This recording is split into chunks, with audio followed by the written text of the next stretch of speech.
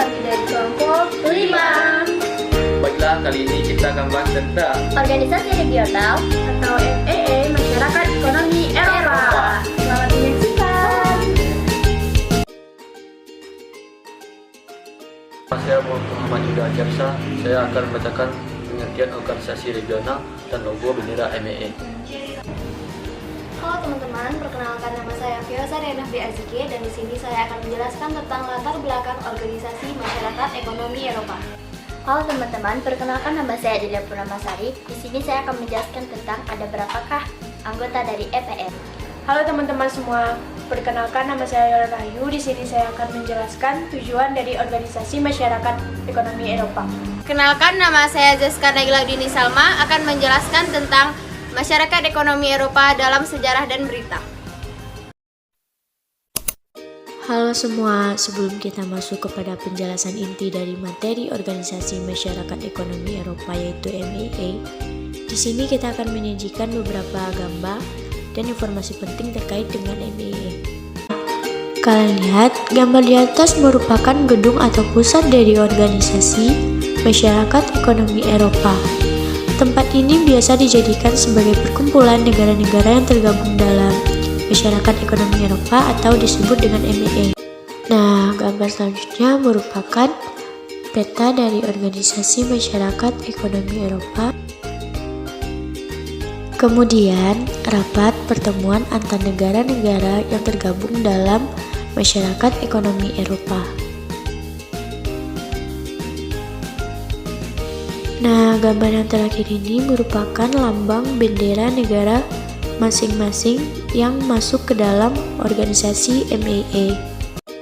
Untuk lebih lanjut, marilah kita simak penjelasan tentang organisasi regional masyarakat ekonomi Eropa atau MEE. Halo teman-teman semua, sebelum masuk pada pembahasan inti kita yaitu organisasi regional masyarakat ekonomi Eropa. Kalian sudah tahu belum apa itu organisasi regional? Nah, di sini saya akan membahas tentang seputar pengertian tentang organisasi regional.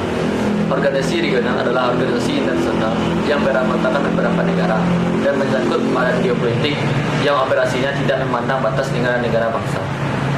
Keanggotaannya ditentukan oleh batas geografi tertentu, seperti benua atau batas geopolitik seperti blok ekonomi. Kemudian kita masuk pada lambang atau bendera dari organisasi masyarakat ekonomi Eropa. Lambang Uni Eropa tidak memiliki makna politik, itu lebih bermakna religius. 12 bintang melambangkan jumlah rasul yang mendampingi Yesus. Jadi pendirian Eropa didasari oleh semangat religius. Selanjutnya kita masuk kepada latar belakang pembentukan organisasi masyarakat ekonomi Eropa. Organisasi ini dilatar belakangi oleh kondisi ekonomi dan politik negara-negara Eropa pasca Perang Dunia Kedua, di mana negara-negara di Eropa mengalami perpecahan sehingga mereka berkeinginan untuk membentuk kerjasama di bidang ekonomi dan politik untuk meningkatkan kesejahteraan dan kedamaian di negara-negara Eropa. Selanjutnya saya akan membahas tentang ada berapakah anggota dari organisasi MEE. Pada awal dibentuk, MEE mempunyai 8 negara anggota yaitu Denmark, Prancis, Inggris, Italia, Spanyol, Belanda, Jerman, dan Portugal. Nah, 8 negara anggota tersebut mengalami penambahan ketika MEE berganti nama menjadi Uni Eropa. Penasaran sebanyak apa negara yang tergabung? Lihat ilustrasi di samping ya. Yang awalnya hanya 8 negara anggota saja, sekarang MEE mempunyai 27 negara anggota yang tergabung dalam organisasi Uni Eropa.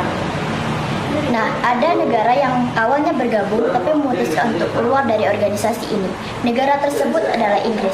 Salah satu alasan Inggris keluar dari organisasi ini adalah agar Inggris bisa menjadi negara yang lebih demokratis dan mendapatkan kebebasan untuk melakukan negosiasi perjanjian perdagangan yang jauh lebih liberal dengan negara dunia ketiga.